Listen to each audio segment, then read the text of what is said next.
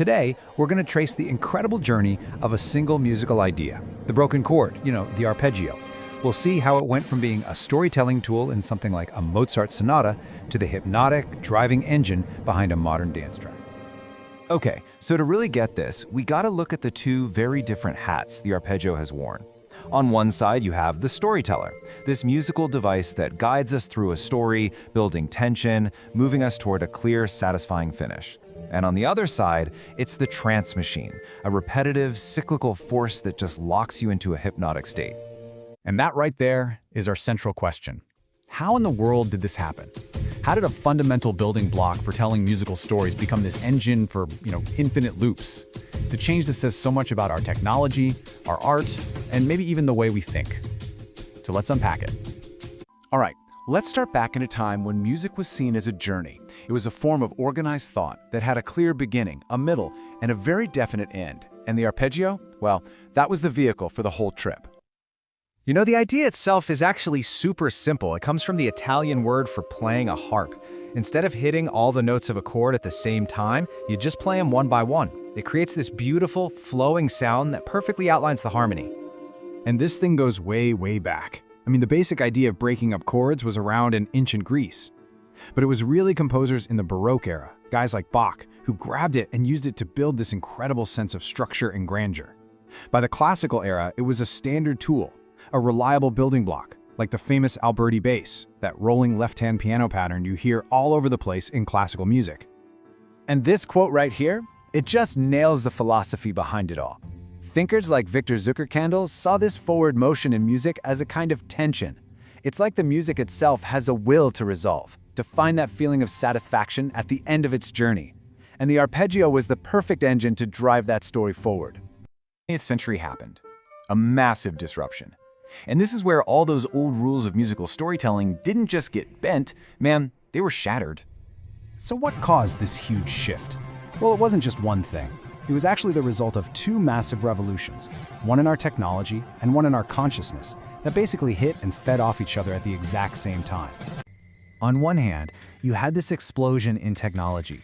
Early synthesizers let composers explore pure sound in ways nobody had ever imagined. And the recording studio stopped being a place to just document a performance and became an instrument in its own right.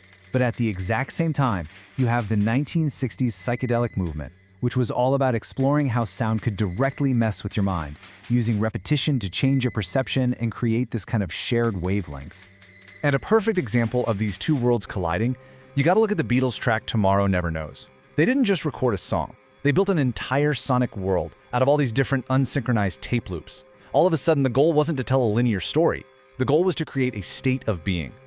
And this new sound really leaned into what the musicologist Gilbert Rouchet identified as the core ingredients of trance music, just relentless repetition and rhythm. This was a totally radical idea, right? It just blew up this centuries-old belief that music had to have a narrative to mean something. Instead, music could just be. Okay, so now we get to the moment where this new way of thinking smashes right into technology and creates a brand new tool, one that was practically built for the dance floor. Say hello to the arpeggiator. What this thing does is take that human technique of playing a broken chord and just automates it with this cold, machine-like precision. You just hold down a chord, press a button, and boom, you have an endless, pulsing, rhythmic sequence. This thing was absolutely destined to become the engine of electronic music. And wow, did it take off. The impact was instant and massive. You've got Giorgio Moroder using it for that iconic driving disco bass line in Donna Summer's I Feel Love. Then synth-pop bands grabbed its robotic catchiness for all their melodies. By the 90s, its relentless, pulsing energy became the absolute heartbeat of darker genres like electronic body music, and of course, the entire global rave scene.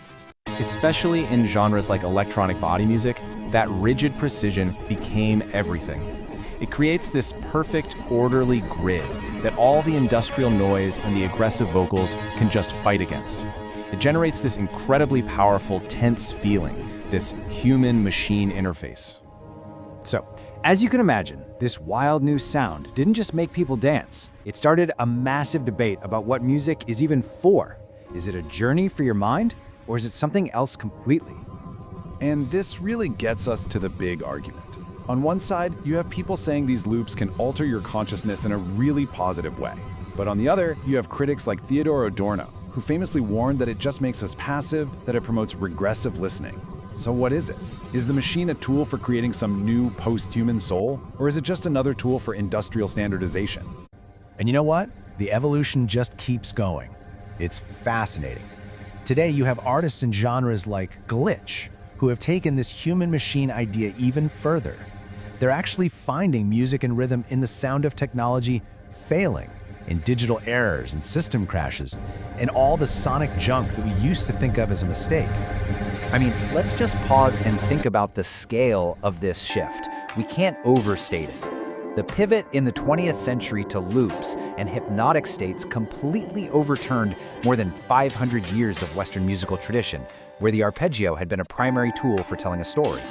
And for a lot of artists, like the author of our source material here, this isn't just some academic idea. It's a lifelong passion. It's a sonic world they live in, that they help to build every day. It's a truly lived experience. So at the end of the day, the journey of this one single musical idea, the broken chord, it tells a much, much bigger story, doesn't it? It's a story that reflects our changing relationship with narrative, with our own technology, and yeah, maybe even with consciousness itself. Which leaves us with one final thought, a question to chew on. The next time you hear that pulsing, repeating arpeggio on a dance floor or in a song, just ask yourself, is this loop a cage for my mind, or is it the key to unlock it?